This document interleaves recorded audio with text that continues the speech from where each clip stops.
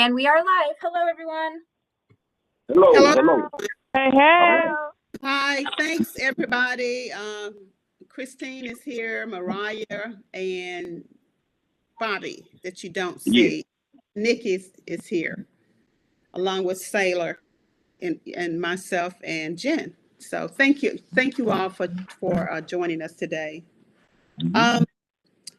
Let's go ahead and start the meeting. Today is our 17th meeting since we've been meeting last year.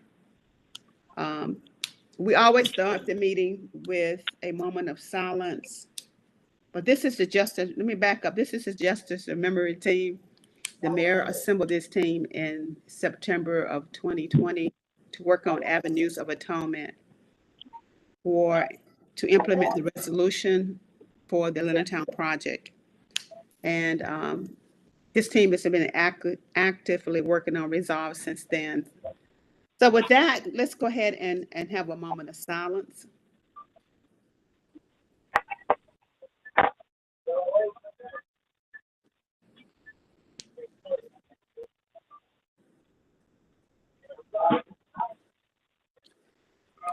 Okay, thank you. Yes.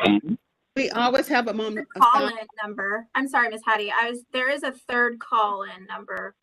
I'm not certain who else is on the line. It's the 404-380 number. That's Charlene. Oh, hi, Hey, Charlene. Hey. Okay. So we always have a moment of silence for those individuals that are no longer here with us. So the next thing we're going to do is talk about the minutes. Does anybody have any questions? The minutes have been sent out. We're not going to read them unless you have questions or want to do amendments. Okay. The minutes will stand approved then. You should probably vote technically. So how about I'll make a motion to accept the minutes and we take a second. Okay, go ahead. Who wants to be a second? Mr. Parliamentarian, go ahead. I know. Do your job. You do your job. Go ahead. Who can second on the minutes? I second. Excellent. Okay, all those in favor say yes. Yes. Yes. Anyone opposed say no. And any abstentions? Okay, there we go. Now we voted to approve them. Thank you. I'm trying to stay on top of it. Thank you. Okay. We made some adjustments on the agenda, but what we're going to have first is Sailor, and then we'll have Jen, and then we'll have myself. So we're going to go in that order. Sailor is going to talk about a timeline. Jen is going to do a video and work on the mosaic by students. And then I'm going to come back and talk about the Walker recognitions and the options that we're going to discuss and vote on. Okay? The three options. Right. Okay. So, Sailor, you want to go ahead? Sure. The presentation that I put together was with all of the options, and then at the very end, there's a timeline for the historical signs. So I can give a timeline based off of that slide for where we're at with the walk recognition in terms of the RFP and those historical signs. And then Jen, I have your presentation, but also I think that you're probably able to share that from your screen as well. So whatever is easiest for you. Okay, yeah, that makes sense. The timeline for the signage, then my overview of the participatory art, and then we'll go back to the options for the mosaic. Is that what you were thinking, Miss Hattie? No, I think you were supposed to do a video and discuss a video that you had. Me? Yes. No, I have a presentation that I sent to Sayla and you, Sayla. That's about the participatory art that has been done on the mosaic this weekend. And I think that's this semester. I think that's what you circulated, Sayla, or am I wrong? No, yeah, that's what you had said. Okay. So mine's more an overview of what's been done on the mosaic this past several months on the participatory art side, which I thought would be informative when we discuss the three options of how to move forward with the mosaic. Okay, go ahead. Go ahead. Thank you, Jen. Go ahead, Sailor. Okay, so I'm going to share my screen quickly for everyone, and we will talk about the RFP that is in finance's hands as we speak. I'm going to, let's see, skip past these. Okay, can everyone see this all right? For those that are, I know I'll try and read what I can for those folks that are calling in so that it's clear. So I just wanted to give an update in terms of, the walk of recognition is two components. So one component is the 3 interpretive historical signs, and the other component is the mosaic installation. So I'm going to give a kind of a proposed timeline on where we're at in terms of the RFP process for the signage. So as we all know, the Mayor and Commission did approve our recommendation that was made to move forward with these interpretive historical signs in the right of way on Finley. We did decide at that time that we were going to go ahead and send this out via the bidding process, the RFP process for a design firm or an artist to kind of take and do from what we've been calling tip to tail. And based off of my conversations with finance and what we're looking at in terms of a timeline. So this RFP will go publicly out to bid, hopefully within I would say maybe the next week, but to be safe, for certain by the end of this month. So that means that it will be available for public bidding. And because the budgeting for this project is under a certain threshold, it does not have to be open for 30 days. So we're looking at about a 14-day open bid process in which that would be live for anyone to submit a proposal for this project. And that's exciting. And hopefully based off of that RFP that we worked on with this group, we will have, some good candidates that come forward with that. There's a possibility of an extension on that if there's a site visit that's added in and requested by the proposer, the entity that's putting in a proposal. And I thought, well, for this project, if it's a firm that's possibly like in Atlanta, they may want to come and see the location to get an idea of like the size and the scale and all of those types of things. But we are looking at about 14 days. So what that means is that would put us towards June 13th estimated for this to close. And then there's like we have a 2-week kind of, I'm just a guesstimate here for a review panel. The evaluation committee in the RFP process is typically 3 to 5 people.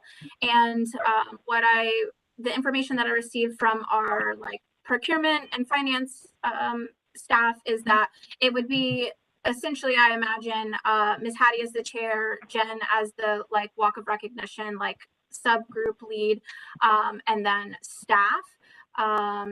So that would be 3 to 5 people that are then looking at these proposals and making an evaluation based off of a rubric that's provided from the finance team. And that rubric is like qualifications, references, pricing. So there's a couple of different ways that is scored.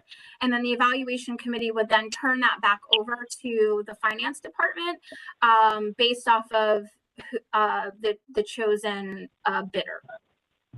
So once that bidder is decided upon, then the contracting process begins with that selected firm. And then that process, I'm not certain exactly, depends on what the contract looks like on how long that would take. But based off of some research that we did and some conversations that we had with design firms that do this kind of work, we're looking at about 3 to 5 months for just the design process alone with the designer. So that, just is for us to all be aware of, that there would be a lag in time for that group to design. And that only happens after the contracting and procurement processes are complete, which, I would handle internally. Once they finalize that, they did give us very, I would say that based off of the real estate that we are looking at for just 3 signs, we would have to kind of work together to get very specific in terms of what the highest priority stories are that we want to be on these signs. Once that process happens with the design firm and the design is complete, then that schematic design goes into a work session in front of mayor and commission. And then we kind of think back on the process that we had where we did the work session. We present that to mayor and commission for the schematic design of these interpreted historical signs. And then pending approval for that, then we would move into the build process. Permitting, coordinating, installation, site evaluations, all of that would take place at that point. And then we're looking at about 8 to 14 weeks for all of that. My best guesstimate on this process gets us to an installation for spring of 2023. So that's, pending variables, of course, but that would be the trajectory and the timeline that we would kind of be working off of. So basically what you're saying it is that we will, if everything goes as planned, and usually everything doesn't go as planned, but the best guesstimation is that we have a ribbon cutting in spring of next year. Correct. Yeah. Based off of just the research that I've done and who I've spoken with that has done projects like these before, that's the best kind of guess that I could come up with based off of timelines that I was given from field experts in those areas. Okay. Well, thank you. Thank you for this. Anybody have any questions? I do. Thank you very much, everybody, and Selah and everybody who has supported this process. It's really exciting to see the formalities of how it works here on a timeline with actually a date we can imagine. Thank you. Thank you. So just a couple of questions.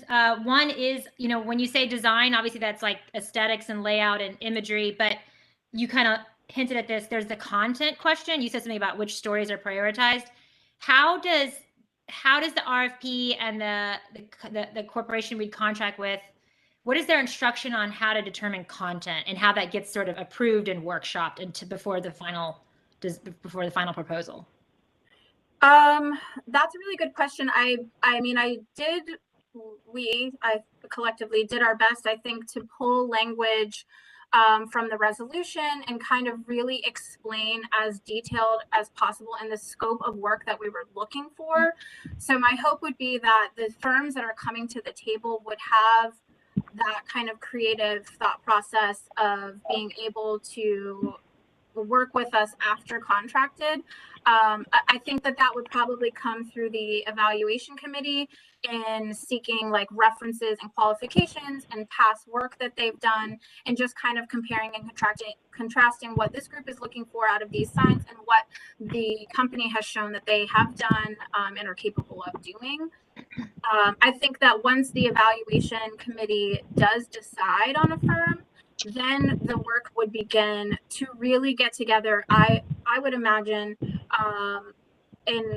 with this group in a meeting to kind of truly flesh out what are the high points and the most critical stories that need to go on the signage, because 3 signs, if we're thinking of the broad scope of Auburn Avenue, that's a large project, where 3 is much more condensed, and we'd really want to be sure that we're telling the most impactful historical story that this group wants to be told. Yeah, great. Thank you. Does that answer your question? Well, yes. I mean, I think you're basically telling me we make sure we select a firm that we know will care about telling the right stories. So I agree with that. So then, on a formality sense, I don't see anything on this timeline between. So like there's some JMP input at the selection of the firm, but then it kind of goes through a period where then it would go to the mayor and commission work session, but I don't see a JMP approval in there. Is there a way to have a step before mayor and commission that requires that the JMP approve the final design, so that that's just a point to make sure nothing slipped through the cracks in terms of stories being told with not all the accuracy or emphasizing things that aren't really exactly what we're looking for? Like if there's a JMP approval before mayor and commission, yes, we could prevent anything accidentally there that we didn't want. Absolutely. And thank you for pointing that out, because I should have added that in, but I just didn't. But 100%, similarly to how we did the work session for the mosaic portion of the walk of recognition and that recommendation, where it came through this body first and everyone saw it via your presentation, and then we didn't vote on it, but we went back and voted on it, and then it went to mayor and commission for their final approval. That would be the exact same process. Perfect. So, Hey, Sayla. yes, is that Sayla, correct? would you agree that a part of the design process in that 3 to 5 month period, the consultant would be working with the Athens and Justice and Memory team? Oh, absolutely. Yes. Getting feedback? Yeah. Yes. I think that probably during that portion, as I imagine it in my mind, that all of those AJMP meetings that we're having during that design process would have someone from that firm that's a part of that meeting that's kind of gathering and collecting design context. So yes, Nikki, I think you're absolutely right. Okay. Okay. Okay. Any other questions about the interpretive historical signage? I think we're going to have, once we get into it, we're going to have to probably have increased meetings and with the firm and with this team. So thank you, Saylor. yeah, thanks for saying that, Ms. Hattie, because 3 to 5 months is excitingly fast to me. So I would assume we're going to need to be meeting more than once a month in that 3 to 5 month period with this firm. So I would strongly support more frequent JMP meetings with the firm during the design process, and would be thrilled if they could do it in 5 months. That'd be awesome. But We're going to meet as needed through the process. perfect. Okay, Christine, Bobby, you okay? Charlene? Okay. Yes, because right now I don't know. I have questions, but I don't know what I want to ask right now. Okay, well, you can always come back. Okay. Okay, Jen, you want to go ahead? Sure. Let me see if I can share. Let me try. And, yeah, I can't. So Sayla, you can just, it's not that many slides. Okay. And I will say there's a bit of background noise, so I might suggest folks mute if there's getting a lot of conflicting sound, or at least I am. Folks might need to mute if they're not talking. I don't know. I had trouble hearing some of that stuff earlier. Yes, I can also, I can mute folks. I just don't want to, Yeah, not I get you. let them know how to come out of mute. Yeah, it's fine. We can leave it. I hear you. Okay.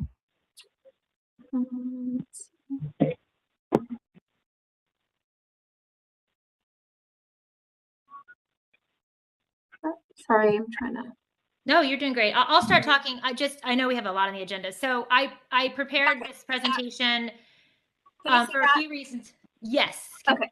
Yeah, it's great. I can see it. So, there are questions about the participatory art piece in general, but in particular that Len Saunders Bustle has been doing, and we talked a lot about it in the moments leading up to getting the walk of recognition with the mosaic design approved by mayor and commission. And it occurred to me that maybe I think everybody knows what we're talking about, and a small group of us who have engaged with Lynn and her students and the community and the descendants in these workshops. We understand it, but I thought I should do a presentation that recaps. So I will say I'm not going to go over any of the design stuff that happened last semester that was presented in the walk of recognition. I think that's pretty clear what that class did to get us to some proposed designs that we're still narrowing down. But this is to show you what Lynn's been doing this semester. Now, a caveat is this is not formally Athens-Clarke County work because lots of reasons, but it's still being done in the with what the JMP is wanting from the mosaic. So Lynn's been facilitating these with K through 12 students, or actually middle school and high schooler students through her class. So all right, so let's go to the next slide. Okay, so we have this thing. Dr. Bustle has this thing. It's the social ecology studio in the Lamar Dodd School of Art, and this is where so much work has happened with community members, with students. thought process. And it's a room where students can put up resources, inspiration. And if you can see it on the screen, I know so many of you are on the phone, so you probably can't. It's unfortunate. But you'll see here pictures on the wall of possible mosaic structures, but also sticky notes and things that show the students are doing research and learning as they're engaging with the community, as they're going out and doing participatory art.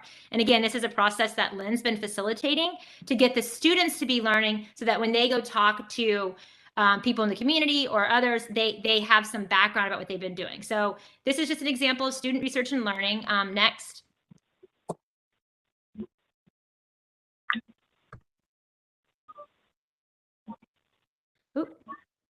Did it go past? There we go.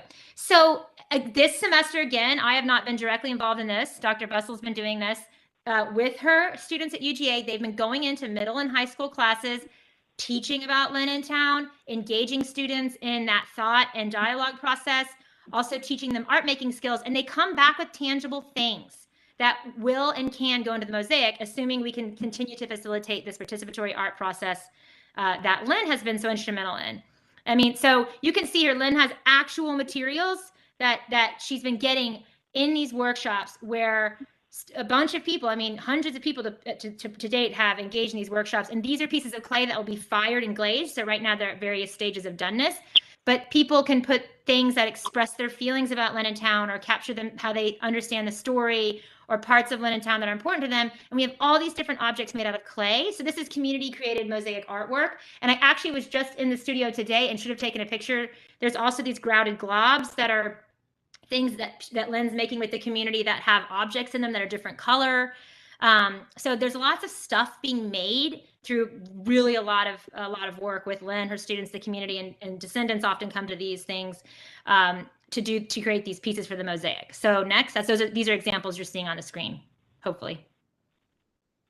And then Lynn and others are getting found materials for the mosaic. Like part of the process is also not just going to Home Depot and buying everything. We do that. That will be done a lot, but because you have to. But like it's also about talking to communities, saying, do you have objects that you want to donate that you want to see in the mosaic that can withstand weathering? Or Lynn will hear about mirror or tile and kind of go get it and have it become found objects that again contribute to the community participatory art aspect, and the students and the community can make these pieces. So there can be workshops in the future, for example, where people can bash this tile or paint the tile or do things with it. Okay, so again, this is all sitting in the social ecology lab. Like this is an enormous amount of material that is intended to go into the mosaic if we can keep this participatory art process going. So next. These are pictures that I did attend this workshop. This was at Clarke Central. This is students making these little clay medallions. And again, you see UGA students teaching. So the UGA students are teaching about Lynn in Town.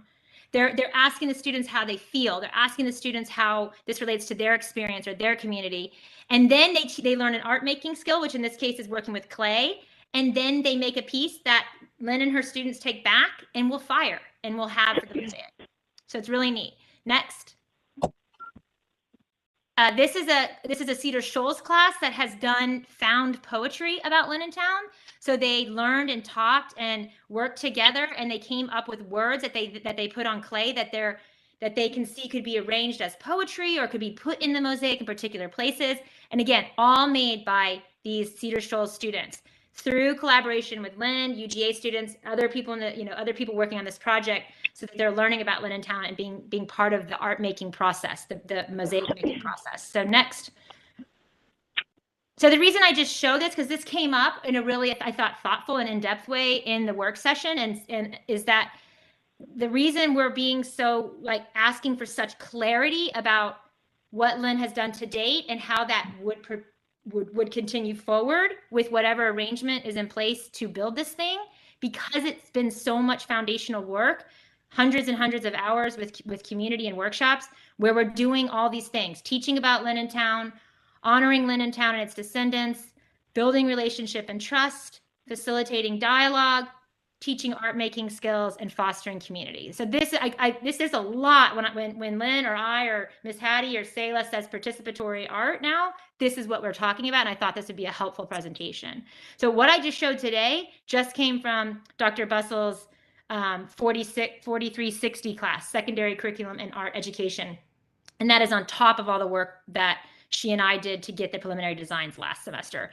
And so this, whereas public art is like art that can be seen from the public, right? It's like art produced for the public.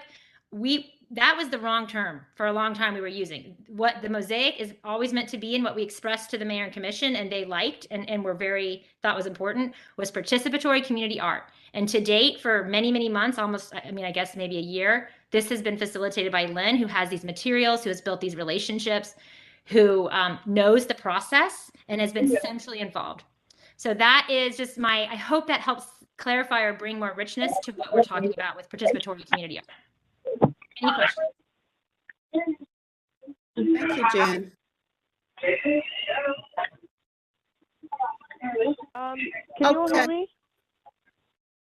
Go ahead, Mariah. Yeah, I just wanted to, first of all, thank Dr. Rice for that really thorough breakdown and sort of being able to conceptualize, like, okay, like the whole concept and drives behind participatory community art. I'm very excited for it.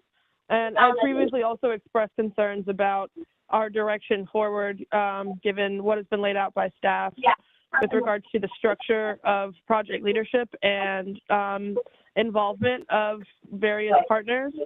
I just want to emphasize that while I do value the work that Dr. Bussell has put in so far, I also think that this body has been very creative and innovative in figuring out ways forward that ultimately advance the aims of the project as a whole, even when at times we are stalled or have to kind of think of new solutions. And so as with this as well, I just want to make sure we find a path forward that does not delay the project unduly. I know a lot of us have had concerns about the memorandum of understanding with UGA necessary to sort of formalize Dr. Bussell's current role in the participatory community art.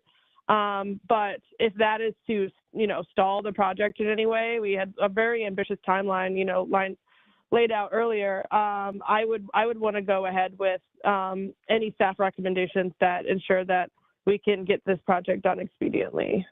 So just wanted to contribute that to the conversation. Okay, thank you. Thank you.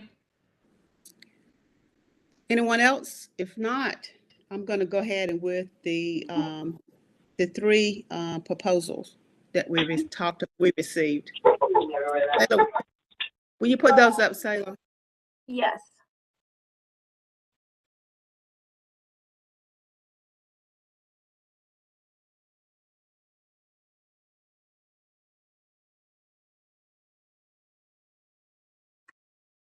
Okay, we're going to vote to formalize the process going forward. The RFP for the artist public art process is number one. Number two is the intergovernmental agreement with UGA. And number three is a project manager as the authorized designee for facilitating the mosaic installation. So we're going to vote on one of these so we can move forward. We have a lot of process. We have a lot of respect for everybody has been involved, but we have to move forward. So I am going, did anybody have any questions before I ask of us to vote? Ms. Hattie, would you like me to, I think maybe going over what each of those means would be helpful? You can do that. Yes, please. Okay. So we have three different pathways that are available to us. The first option is the typical ACC process for public art, and that's going through our procurement process via the RFP for a sole proprietor artist. So in this pathway, essentially, kind of like how we discussed the signage, this would be we would write the scope of services. We would craft that in such a way that we would utilize the work that has been done, the participatory art process, the focus of the work that this group wants to be sure continues, and make that a requirement moving forward. This person, however, would be hired and contracted by ACC Gov, and that would be required to hold insurance and liability protections.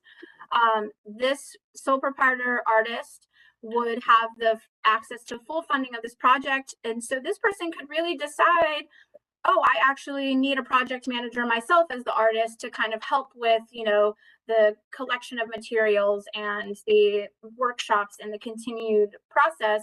However they see fit to execute the work, they would be the holder of that funding and of the project moving forward. So this is our typical process that we utilize at any time that we're doing public art. And this kind of ensures that everything is fair, goes out to bid, and that there's equal opportunity essentially for any artist to be able to be a part of this process as it moves forward towards installation. Do we want to keep going? Yes, go ahead to number 2. Okay. Option 2. All right, option number 2. Hold on, sorry. Oop. Is the intergovernmental agreement. So this process, because of the procurement, that's kind of where we've gotten tangled in terms of our liability and ensuring responsibility of supplies and our procurement requirements. This is an agreement that ACC Gov would go into with UGA if they agree. This would, however, mean that we are handing the artistic process and the installation of this mosaic over to UGA entirely. So this would no longer be an ACC Gov project. This would then be an agreement with ACC Gov and UGA, where they are now the holders of this project. One of the reasons that this was kind of proposed was because Dr. Lynn Saunders Bussell is a professor of art at Lamar Dodd with UGA. This might be a pathway to UGA taking Dr. Bussell and assigning her as their sole proprietor essentially to oversee this process. But that would then, all of that responsibility would go over to UGA. And Sherry, I see your hand is raised, so please, yes, help. Yeah, and if I can chime in a little bit on this one, I just want to clarify, like, just because we'll have an IGA with UGA doesn't mean that there can't be restrictions within that IGA about like design and how we're going to work together. We can certainly factor that out, but what Selah said is absolutely true, that fundamentally UGA will be the one who's doing all the actual work. And so there may be some approvals or some discussion or cooperation between the two, but we would largely have our hands out of it at that point. Jen? So yeah, I have a clarifying question. Saying an IGA is with UGA is a bit vague to me. Who, what, where, which person, because I mean, an IGA with Lamar Dodd School of Art is very different than an IGA with the president's office, for example. So I don't think we can just say UGA here. I think I would like to know which entity, person, and unit at UGA. Do we know? Well, I think what I'd say to that is that when we enter into an agreement with UGA, it is with UGA because they're the fundamental body. So in the same way that the police department might have a contract with a different vendor, the contract is still with Athens-Clarke County Unified Government, even though there may be a department that facilitates that. So I would think that it would make the most sense that this would be through the Lamar Dodd School, or that would be the department that is sort of representing UGA's interests, but at the end of the day, the agreement would be with UGA as the primary entity, and we would have to obviously consult with them as to what they felt was appropriate if they were willing to enter into this agreement. Totally, I get that, but I'm saying at the end of the day, there's a person or an office that would handle the agreement and either delegate or make decisions, and to me, there needs to be clarity on that, because this could play out wildly different depending upon that. So I hear what you're saying, but who's the first person when an IGA is signed that would start to determine who makes decisions? So who's the initial decision maker that this would be with? Even if they delegate or assign, or is that not to be determined and could be is part of the negotiation? I think that's something that would happen as part of the conversation with UGA about what they envision. So, certainly one option would be for them to say that they want Dr. Bustle to be the primary point of contact. And so, let's think about an example. An example would be we have, I'm trying to think, like various agreements with the UGA Research Foundation or the Georgia Tech Research Foundation, actually is what I'm thinking of at the moment, where we have a professor that professor and their students are working on a specific research project for the University of Georgia. So, or for Athens-Clarke County. So in that situation, it is specifically named in the agreement that this is the person who will be managing it. But again, those are things that are worked out between the two governmental entities. Can I ask another question really quick? Sure. Yeah. And I just wanted to clarify, like, we're kind of running through several options, or are these all sort of like packaged together? Because the first thing we discussed was the sole proprietorship. And so I just wanted to like get clarity on, this is an option among some that we have. This is just one option. We got Okay. 3 options. We got another options we got to go through. We had to pick Okay. one of the 3, Commissioner Parker. I think Yeah, we gotta got it. pick. That's what I thought. I just wanted to make sure. Yeah. Yeah, we're going to pick one of the 3 tonight. And I hear what all the talk about this agreement with UGA and the Athens-Clarke County, but logically and realistically, we have not had any involvement with UGA at this point. So I understand what we're saying, who does it go to, but we have not, they're not at the table. UGA is not at the table with us. And we don't want to continue to slow the process down. Okay, any other questions? If not, we go on to option 3. Done? Yes, go ahead. Okay, so the third option is a project manager. If we decide to go through this option, essentially this person would be hired and managed by ACC Gov, and they would be the authorized designee for the use of all the allocated funds and resources for this project. This person would certainly continue to facilitate the community workshop process along Athens Justice and Memory Project members and Dr. Rice and Dr. Bustle as volunteer instructors. And this person would be responsible for allocating, managing, and storing all of the supplies for the community workshops. This person also would be required to hold their own insurance just because that's a prerequisite of going into a contract.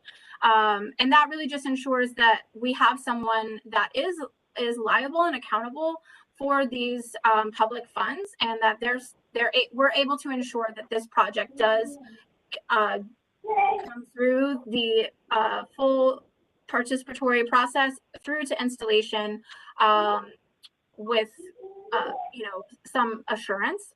And there also would need to be some sort of a maintenance plan because of this public art piece that lasts for a duration of up to 25 years. So that's also a piece that would come through the RFP process for an artist, a part of that contracting. So this project manager would also hold those designations in terms of requirements.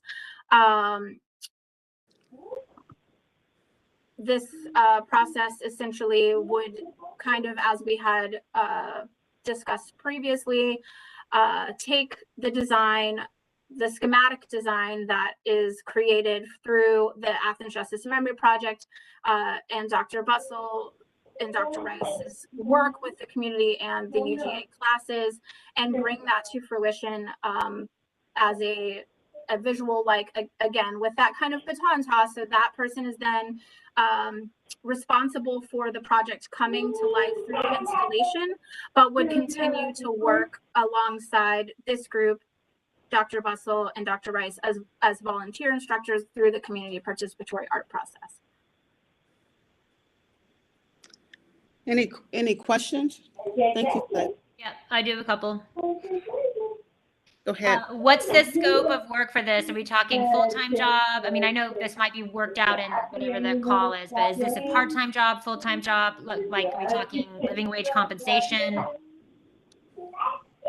So this person, would be hired through ACC, and all ACC positions start at $15 an hour.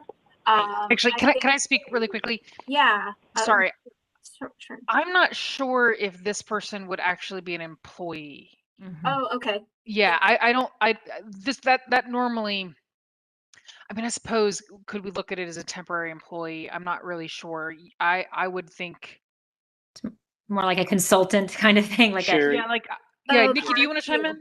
Sure, Sherry, I think your inclination is correct. Yeah. We would go out and procure, the services from someone who's going to be able to do the work, just like we would procure a contractor Thank to you. build something for us.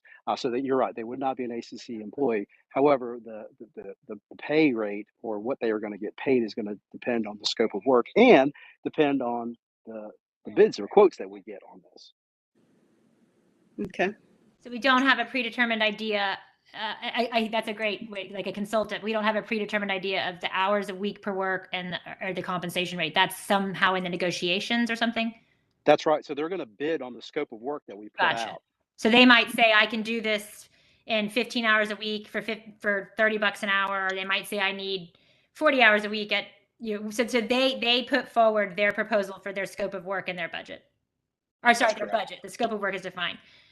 Okay, I just want to, so I know everybody wants to figure this out, and I desperately do. I just want to point out that this position, which is great. I mean, it's really doing what we discussed, and I really appreciate that the phrasing here shows a clear need for this person to interact with JMP and Dr. Bustle and myself, but I'm on the JMP. So, but I'm just going to say, I don't think that maybe some perfect person will apply and this will get hired right away, but this is a very specific skill set. This is asking a lot of a person. So in terms of timeliness, I will just say, I know everyone thinks number 2 would take forever and never happen, but this is a very specialized job asking for a very specialized set of skills. So I just think everyone should understand that this doesn't, we might get lucky, but we might not. And this position could be hard to fill. I just really want to be clear with that, because while I really like the way this position is constructed and how it interacts with all the parts we're trying to keep in relationship, it's asking a lot from a single person, a lot of skills. But someone out there may have this skill, so we have to go ahead and see what we get. And if we can't get this, then we have to come back and talk about it. Can I ask another question? Yes, of course. I guess I'm trying to weigh the pros and cons of the sole proprietor avenue versus this person working like for ACC. I don't know if anyone could speak to the merits, or I think Dr. Rice laid out some of the potential issues with either of those options, but I don't know if anyone has any insight into benefits or potential issues with either avenue. Sole proprietor, or which other one, Commissioner Parker? Or the option 3. Okay. Commissioner Parker, I could weigh in real quick and Okay. say, Sherry, feel free to jump in. Option 1, we think that's an option just because that's the way we typically do it, and we understand the process, and that's just how we do it. But it doesn't mean it's the right way. But there would be efficiencies that we gain from that. The challenge is that we've come this far and haven't gone through the process, so we'd be backing up a little bit. But that's totally fine too. Mm-hmm. That's why I think it's a viable option. But to answer your question, I think we gain efficiencies in that process because this is how we do it. Can I add a caveat about something that I can see could be a concern with number 1? Is either the scenario is either someone new comes in and Dr. Bustle is asked to turn over everything that she's created to a sole proprietor, which is a big deal, right? So, or Dr. Bustle gets it. But so, so it's this weird thing. So like we could do this and Dr. Bustle could apply. I don't know how the holding insurance works in this case, but because it says that they would have to, I think this was the one they'd have to hold their own liability, but Yep. either Oh. Lynn gets it and everything proceeds great with the materials that Lynn's created, or another artist steps in and they're a sole proprietor and they can do whatever they want. And Lynn may not want to turn over all that stuff to somebody who has maybe no, you know. Yeah, I'm mainly just asking about the differences between option 1 and 3. Yeah, well, that's what I was just saying Right as a now. drawback for one. That was just, Okay. that was noted to me in discussions previously. Is that, you know, that's a concern with one. Yeah. But I guess I just want to be clear, because the RFP for an artist and the project manager both have to hold liability insurance. Okay. And the scope would be written, I think, in either, and certainly Lynn could apply as the artist, or Lynn could apply as the project manager, and continue with that process. But I guess I'm concerned in terms of the not turning over the work of what that means, and thinking in the vein of the project and her role as a volunteer instructor for this project thus far. Does that I don't mean want to that speak on behalf of Lynn and that. And the work she did this semester, she was not a volunteer instructor. She facilitated that through other means, because she was told she couldn't use JMP funds, and that she was so. But that's a side note. I'm just saying, and I think that's a point of tension, because she was told that those workshops this semester could not be supported and funded by JMP. She went and got her own money. So all the things that were created by the students in the middle and high schoolers were done completely outside of the scope. They were done within the scope of the project, but Lynn had to go and make that happen herself, because she was told midstream, no more supplies from us. So that's what I'm saying, is to ask her to turn all that over that she had to do this semester. But again, I don't want to speak for her. She's not here, but I know that's the tension that arises here in this one. right? Okay. I guess, yeah, I'm clear about that last piece too, because that's not how I recall it. So. Well, there was no arrangement between the schools and the city on this project, so Lynn had to go facilitate it herself. Do folks feel so? Are we taking a vote this evening? We are going to take a vote this evening. Okay. We're going to either vote for option 1, option 2, or option 3. Are there any more questions or discussions? Well, so procedurally, someone would need to probably make a motion to vote yes or no on one. So somebody procedurally, someone has to feel confident enough that they know which one they would vote for. There would have to be a second of somebody else who would agrees that is good, that they would vote for it, and then we have to take a voice vote. Right. Yeah. No, I was just So I'd write. So does somebody does a voting member feel like they want to put forward a motion for one of these to be the one we move forward with? You saying for a single one? Correct. So I put a motion to vote, and I vote for number 3. So is there a second on that? Second. I second that. So discussion on this, any discussion on that people want to weigh in on option 3? So I think option 3, the way it's written in this slide, is really nice. I think like I said, I think it honors the relationships that have been built, but brings somebody in who can oversee the actual construction. It hopefully moves things forward when we find this amazing, brilliant person who will come work for us. So So I just want to say, will that language about JMP and Dr. Bustle be in a call that goes out, or in the formality? Because sometimes we see things, and I don't have some crystal. But we're in the middle of voting. I know it's discussion time about this. Okay, I'm telling my thoughts on the vote, and I'm just saying. I'm just saying that people need to. Well, we can just vote then, but I'm just trying to explain something that I want to understand. Okay. Could I speak really quickly to parliamentary procedure just to clarify? Sure. Yeah. Okay. So Jen is right. So there's a first motion, there's a second, which we have right now. Now there's a motion from the floor. Discussion occurs, or debate, however you want to refer to it, until there's no further discussion, and then that is when the vote is called.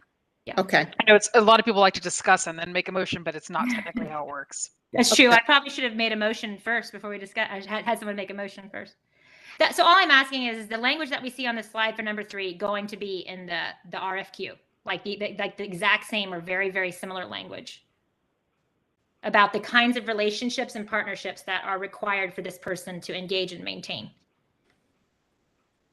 Yeah, we would be writing the request for qualifications and definitely continuing through the participatory art process with the AJMP, with Dr. Bussell. But I do think it's important to know that this person holds the top authority on this project. The AJMP feeds information into this person as to what they want to see done. But again, Dr. Bussell would be a volunteer instructor working alongside this project manager, but the project manager would have the designation of authority, of funds, and of the installation. Sayla, this person also would carry insurance, correct? Or this Yes. this company would carry insurance as well. Yes. So like a key thing to note about that is if the person is saying, I don't like how Dr. Bussell's doing this, or I think it's unsafe, or I don't want her to be using this machinery or breaking glass or whatever with folks because if someone gets hurt, that's on me. That person would have the authority to tell Dr. Bussell that she couldn't.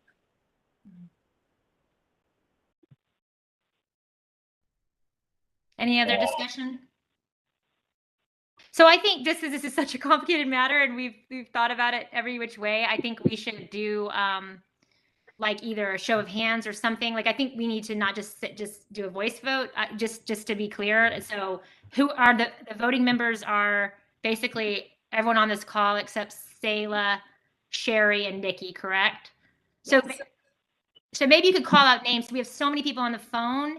So I think so basically the motion, can we call out names and get their vote, or so we know that everyone's voting and what they're saying? Yeah, and so if someone could re-articulate what the motion on the floor actually is, saying just like, oh, vote for option 3, but could we re-articulate what option 3 is, just so everyone's clear on what we're going for, potentially. Do you want me to reshare Yes. that? Okay. Yes. Okay. I do have a question. I don't know if I'm allowed to ask at this point in time. Yep. No, you are. Okay. Sorry if y'all can't hear me. I'm in a noisy environment. So, okay, when we have this voice vote, and if one person or if a certain amount of people vote no, for example, on option number 3, then what happens at that point? It just fails, and there is no decision. Someone can make another motion to try to get a different one voted on, but we would need a passing vote, which is what is a passing vote in this situation? A majority. So how many voting members do we have? 6. We have 6 right now. So we would need 4 yeses on any of these, and if none of these can achieve 4 yeses, there is no decision. But if one of them can receive 4 yeses, and right now the question is about option 3, then that one's the one we pick. Is that right? Everyone who knows these things? Okay. My days in the faculty senate are coming. Yes, that's right. Sherry, is that correct?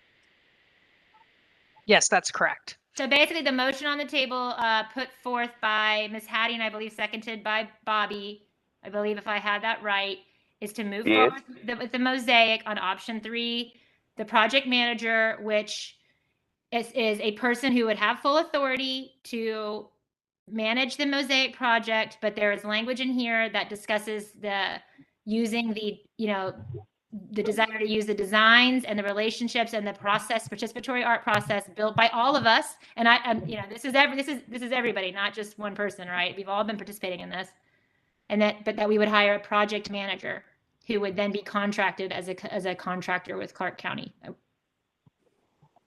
And there would be clear language about the relationships and that they should be prioritizing. All right, I'm ready to vote. Okay, so all those so your options here, everybody, because I know there may not be agreement here. Our options are on this: yes, no, or abstain. Okay. So Sayla, do you want to call people's names? So to go forward with option 3, you can say yes, no, or abstain. Call people names. Where are you, Mariah? Oh, I'll go first. Yeah, I vote yes. Okay, you vote yes. Christine? This is Christine Johnson. I vote yes. Okay, for option number 3. Charlene, I vote yes for option number 3. and Bobby, did you, Yes, I vote for option number 3. Jen, Yes. did I leave out anybody? You, Miss Hattie. No. Oh, I thought Hattie, I've you're already done. voted. Well, you have to vote even after you make a motion. Okay, I voted for number 3. So no, so yes. So that's 6 So yeses. that's all 6 members, voting yes for the project manager option. Thanks, everybody. We have an awesome, unprecedented, complicated, amazing project, and I mean this sincerely. Everybody's really trying to get, like Commissioner Parker was saying earlier, and as Hattie, everybody said, we're trying to get to this like thing that is transformative and groundbreaking, and it's hard, and we have to be creative. We have to work together, and I have full faith and confidence that this person will come in and honor the work done here by everybody, not just Dr. Bustle, but everybody, and will honor that work and push it forward productively. So with full participation of everyone who should be at the table. So thank you all. Thanks everybody for voting. We have gotten to this far. I mean, it's amazing. Thank you for hanging in there, everybody. All right. The only other thing I have is I have created a subgroup on assessing financial losses from urban renewal in Leonardtown, presentation by Dr. Jerry Shannon. So I got a subgroup, and we are going to work on the recommendations back to the Justice and Memory team on how to use this financial losses.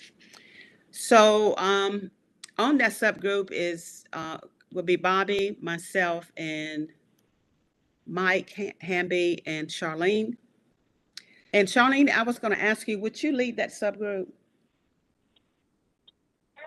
Yes, I can, Ms. Hattie. Okay, thank you. She's going to lead that subgroup. So next time we meet, she's going to come back, and we're going to help her come back with a recommendation on how, make recommendations to the Justice and Memory team on how to use those funds. Any questions?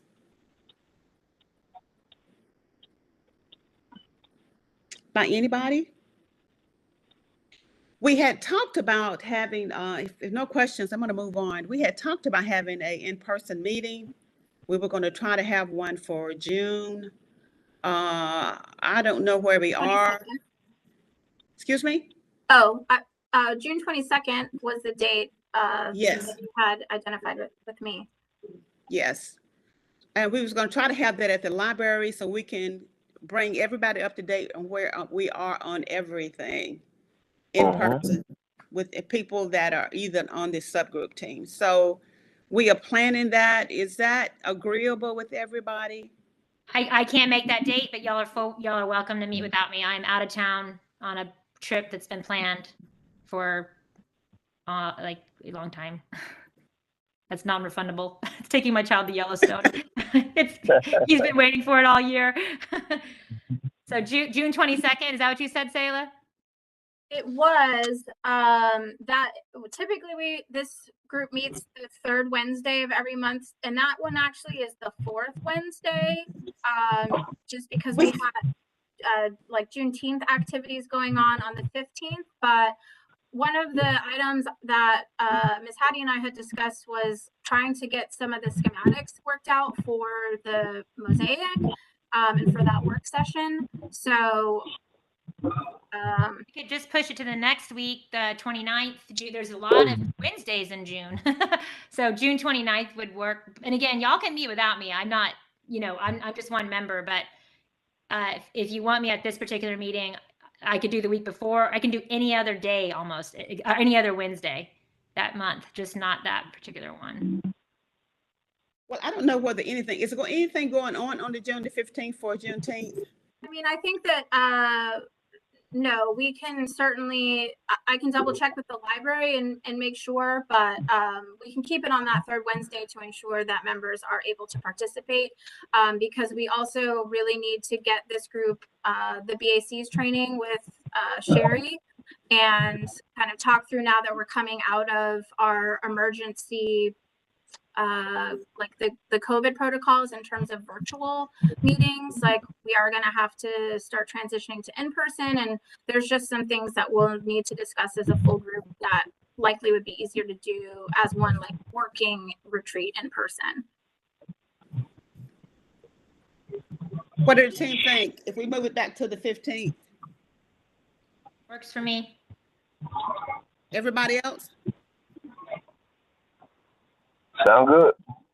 What time you want to have this meeting? You have it at 3 o'clock or 5 o'clock?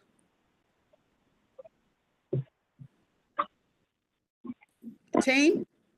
Oh, you're asking us, Miss Hattie? Yes. I'm sorry. You want to have this Ready at for 3 o'clock dinner. or 5?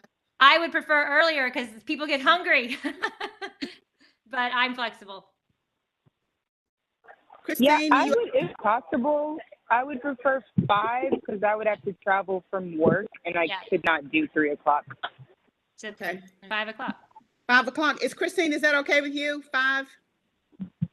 Yes, that'll be 5 o'clock, June the 15th. Yes. Okay. We can bring sandwiches. I'll be coming from Atlanta. Okay. Okay, that'll be fine. Okay. What time? At 5? It's gonna be 5 o'clock. Okay. 5 Right, o'clock. 5 o'clock. Okay, we're probably going to have more people there than this group, but we'll talk about it. Okay. Well, do anybody else have any questions? And if not, I'm going to go ahead and adjourn the meeting. Okay. Thank you. Ready? Thank you, and thank you. Oh, real quick. Parliamentary procedure. You do technically have to vote to adjourn. Yeah. Motion to adjourn. Thank you. We need a second. Second. Everybody in favor? Yes. Yeah, okay. Perfect. Thank you all. All right, y'all be safe. Take care. All Thanks, right. everybody. Bye. Thank you. Bye-bye. Bye-bye. Thank you. Bye-bye.